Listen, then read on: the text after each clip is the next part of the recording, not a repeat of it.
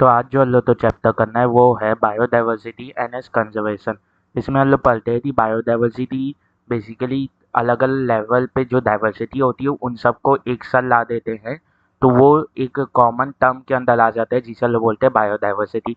फिर इस पढ़ते हैं कि अलग अलग प्रकार के ऑर्गेनिज्म के बारे में, कि जैसे फंजाई जो है वो तो उससे ज़्यादा है, बर्ड्स, रेप्टाइल्स, मैमल्स और एम्फीबियन तो टोटल से ज़्यादा है। ऐसी कुछ डेटा पढ़ते हैं। फिलहाल पढ़ते हैं कि प्रोकैरियोट्स तो क्यों नहीं ले सकते। अब इससे पहले एक और डेटा का ही आता है कि IUCN प्लस उसमें कितने प्रकार ऑफ स्पीसीज नोटेड हैं, यानी कितने नंबर ऑफ स्पीसीज अभी नोटेड है, ये भी आता है उसमें। फिर वो आता है अपना बताते थे। फिर अपने एजुकेशनल गैसेस आते हैं 20 से 50 मिलियन वाले, और 7 मिलियन, यानी 7 मिलियन, 7 मिलियन वाले। ठीक है। फिर उसके बाद आता है लॉस ऑफ बायोडाइवर्सिटी क्यों होती है, फिर उसके बाद प्रिवेंट कैसे किए जा सकते हैं। और फिर लॉस ऑफ बायोडाइवर्सिटी में ये बताते हैं कि जो 5 एक्सटेंशन अभी हो चुके हैं अर्थ में, 6था एक्सटेंशन जो है अभी चल रहा है, और वो 100 से 1000 गुना ज़्यादा तेज है बाकी सब एक्सटेंशन से, क्योंकि ह्यूमन एक्टिविटी उसमें इन्वॉल्व हो गई है। फिर उसके बाद आता है कि फिर उसके बाद जो टॉपिक है कंजर्वेशन में हम लोग अलग अलग प्रकार के पढ़ते हैं। In situ, ex situ. In situ मतलब ऑन साइट, एक्स सीटू मतलब ऑफ साइट, मतलब कि कहीं और लेके जाना। इन सीटू मतलब उसके नेचुरल हैबिटेट में वहीं कंजर्व करना। तो ऐसी चीज़ें आती है। अब इसमें PYQ करना है आज। तो पहला आता है, which of the following region of the globe exhibit highest species diversity?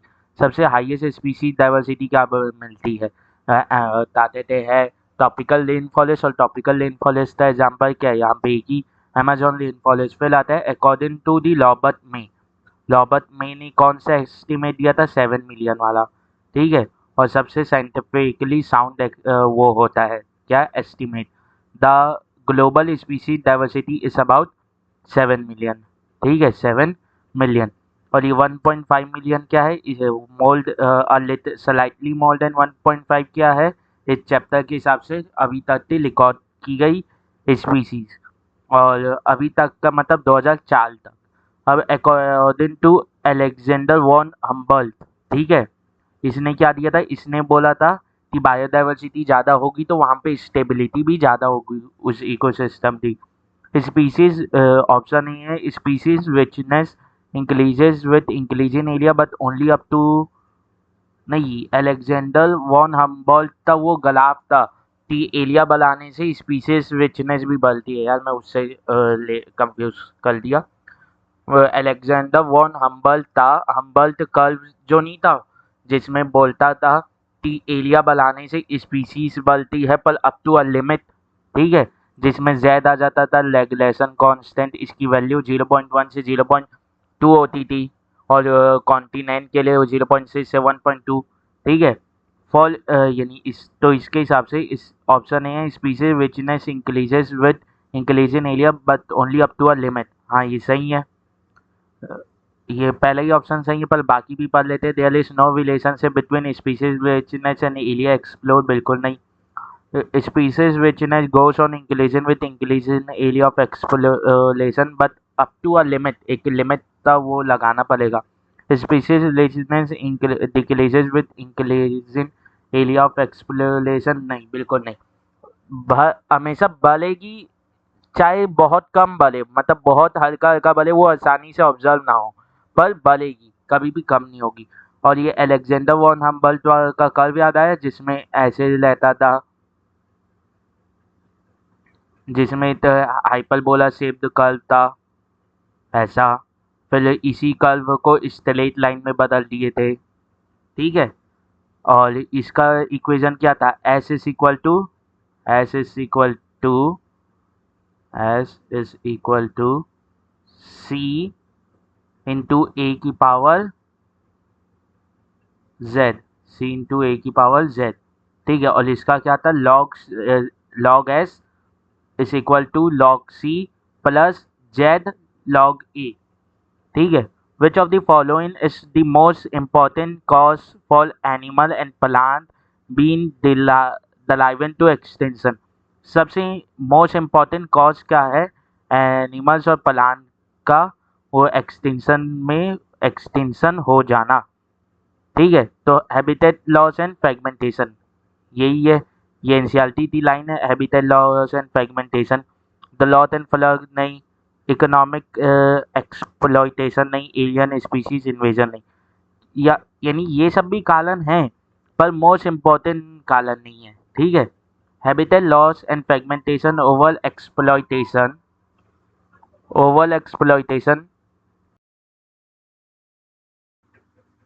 अब आता है दूसरा question, habitat loss and fragmentation, over exploitation, alien species invasion and coexistence are causes for basically biodiversity loss. तो सिंपल सा answer है fourth, biodiversity loss.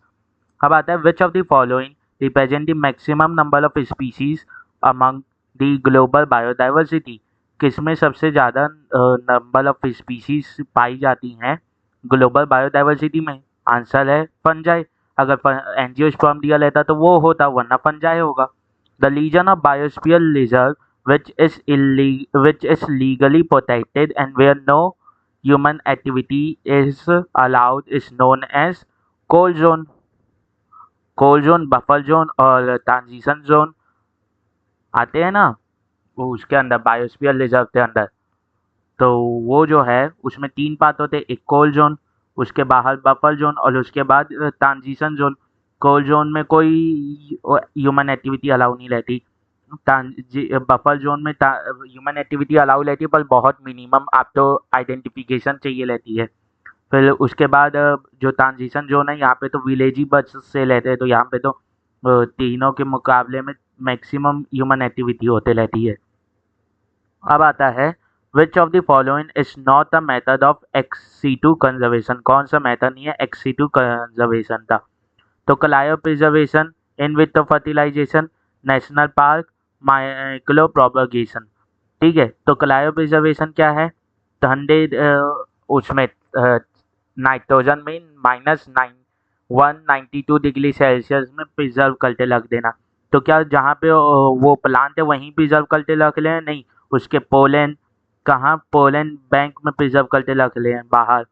इन vitro fertilisation, क्या test tube में fertilisation हो रहा है? हाँ, तो ये इससे कुछ काम ही का नहीं है एक्स-सी2 फर्टिलाइजेशन, यानी एक्स-सी2 कंजर्वेशन इसमें। इन विट्रो फर्टिलाइजेशन का क्या काम? ठीक है, अब आता है in in situ conservation refers to, in situ conservation किसे बोलते हैं? इन सीटू कंजर्वेशन होता है ऑन साइट कंजर्वेशन।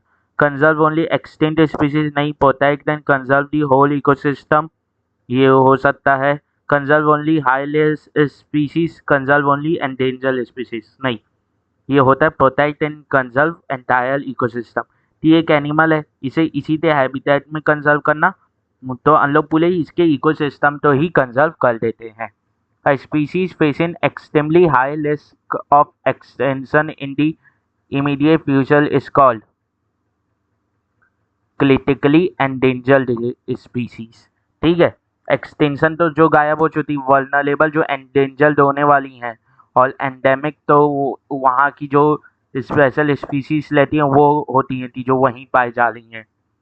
ठीक है, which of the following is correctly match? कौन सा कलेक्टली मैच है? Parthenium hysterophorus relate to bio, वो है biodiversity.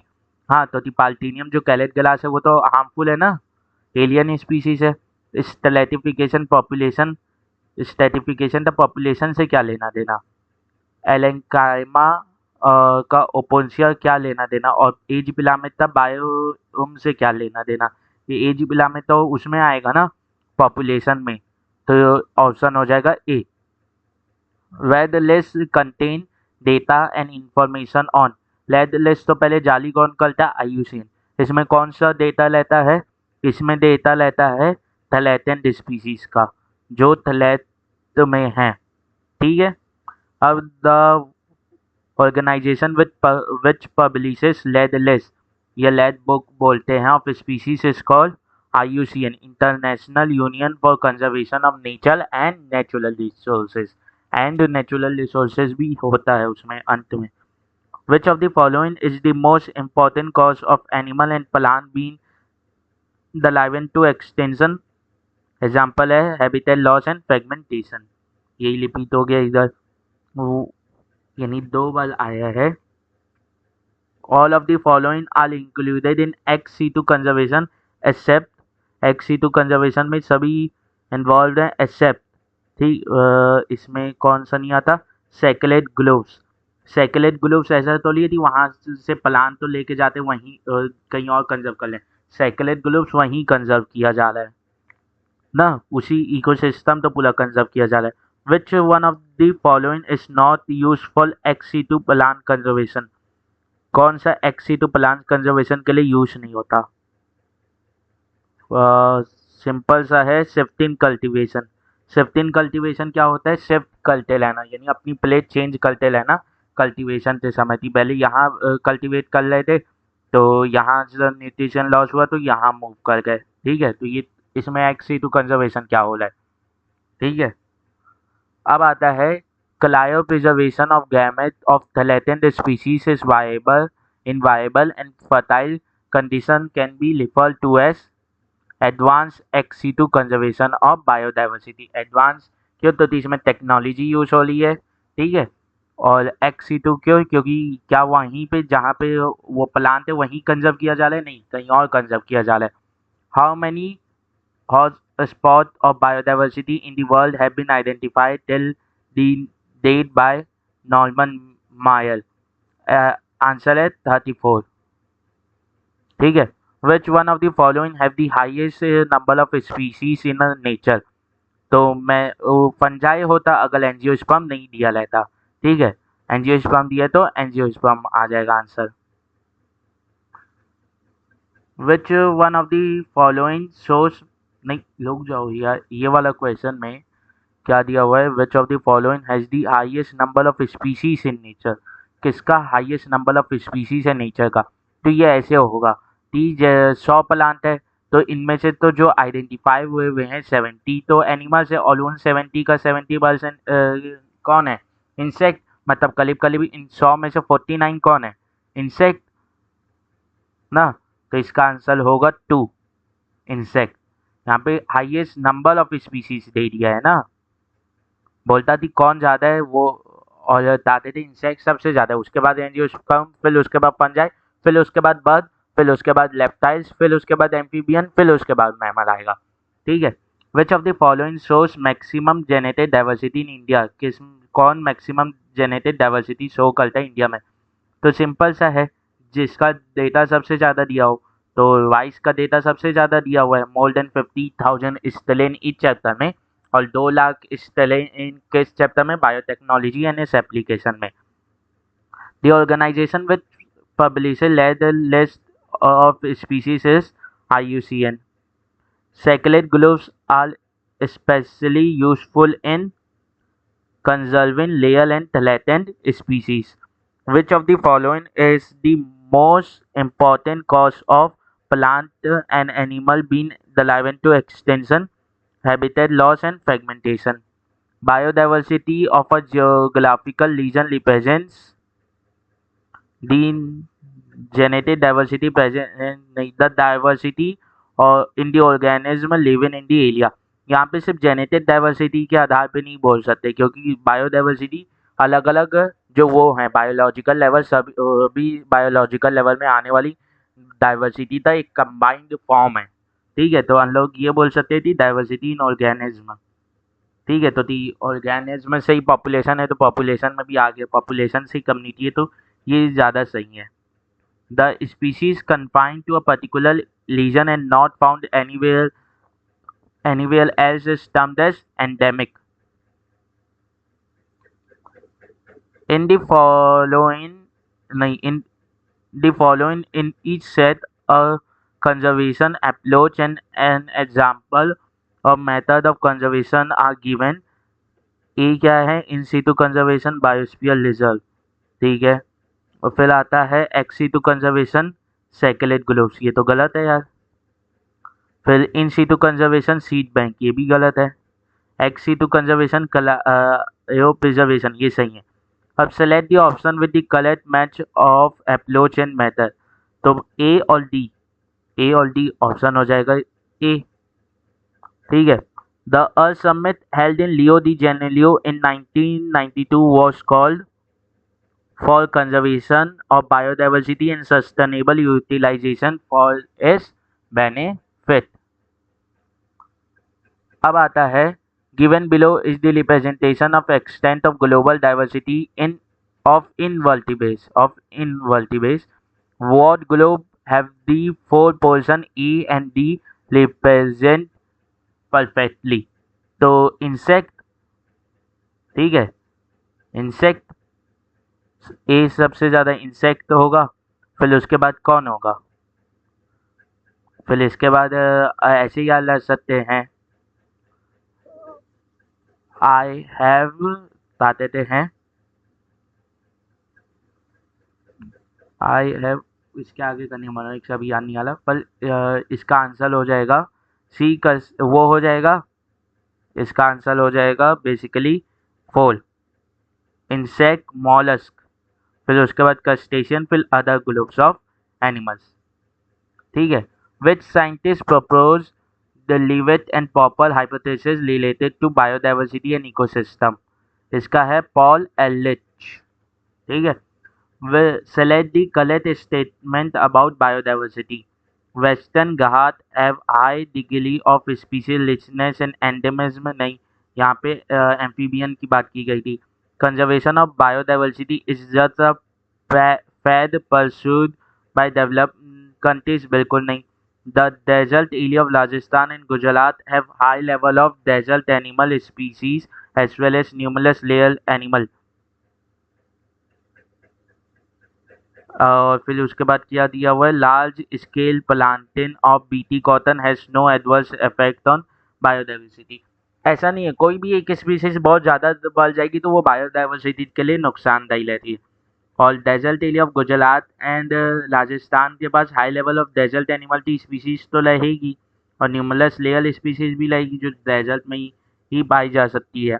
The type of conservation in which the threatened species are taken out from their natural habitat and placed in a special setting where they can be protected and given special care is called taken out from their natural habitat बोल दिया है ना, और place कर दिया special setting में, मतलब basically क्या बोला है, XC to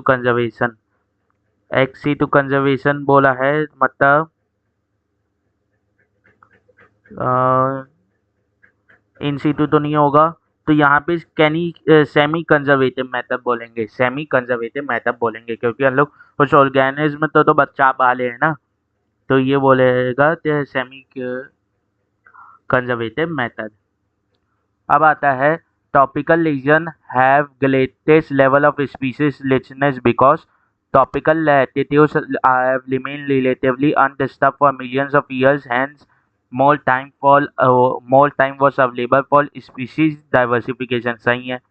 topical environment are more seasonal, नहीं लेस सीजनल, मतलब कि चेंज बहुत कम होता है, एक कांस्टेंट रहता है। More solar energy is available in tropics, ये सही है। Constant environment promote niche specialisation, सही है।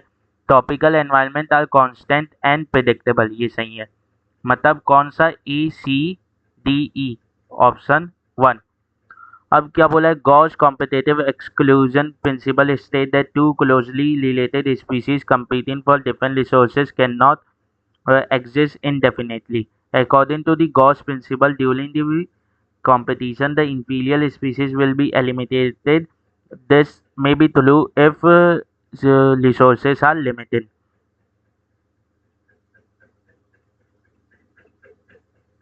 ठीक है, तो पहला स्टेट में ये दोनों है ना, उसके ऑर्गेनिज्म एंड पॉपुलेशन के कंपटीशन से है। ठीक है, तो गॉस प्रिंसिपल था, तो ये वाला पॉइंट सही है। अब ऊपर वाला पॉइंट डाल लो तो चेक करना है, ये वाला पॉइंट सब तो याद रह जाता है, ऊपर वाला पॉइंट मेन प्रॉब्लम देता है, ठीक है, उसे चेक करना है। अब ऊपर वाला पॉइंट चेक करना है, ये क्या दिया हुआ है, Gause competitive exclusion principle state that two closely related species competing for different resources cannot exist in differently, ठीक है। यहाँ पे क्या बोला है, डिफरेंट रिसोर्सेज, ठीक है, डिफरेंट रिसोर्सेज, इस पॉइंट पे ध्यान देना है। इस पॉइंट में यहाँ पे डिफरेंट रिसोर्सेज में इसलिए ध्यान देना है क्योंकि अगर डिफरेंट रिसोर्सेज होंगे तो कंपटीशन होगा ही नहीं, और कंपटीशन होगा ही नहीं तो ये एक्सक्लूजन प्रिंसिपल लगेगा ही नहीं, इसीलिए पहला स्टेटमेंट गलत हो जाता है। क्योंकि डिफरेंट रिसोर्सेज होंगे तो वो एक साथ मिलके कितने भी समय तक ले लेंगे, कंपटीशन कोई होगा ही नहीं। तो statement 1 is false but statement 2 is true, ठीक है। अब आता है आखिरी क्वेश्चन, दी लॉबट मी, और यानी मैच लिस्ट 1 और 2। तो पॉल अर्ल्स ने क्या दिया था, लीविट पॉपल हाइपोथेसिस। और फिर अलेक्जेंडर वॉन हम्बल्ट ने क्या दिया था, स्पीसीज एरिया रिलेशनशिप। और डेविड टिलमैन ने क्या दिया था, डेविड टिलमैन में दिया था long term ecosystem experiment using outdoor. मतलब इसी ने डेविड टिलमैन ने बताया था कि अगर बायोडाइवर्सिटी यानी स्पीशीज रिचनेस बढ़ेगी तो स्टेबिलिटी इकोसिस्टम की बढ़ेगी। और रॉबर्ट मेई ने क्या बताया था, 7 मिलियन था बताते थे, अप्रोक्सीमेशन बताया था। तो ए का थ्री 2 में है, बी का 1 एक ही में है, तो ये ऑप्शन 2, ठीक है। तो आज इसमें बायोडाइवर्सिटी यानी कंजर्वेशन भी हो गया।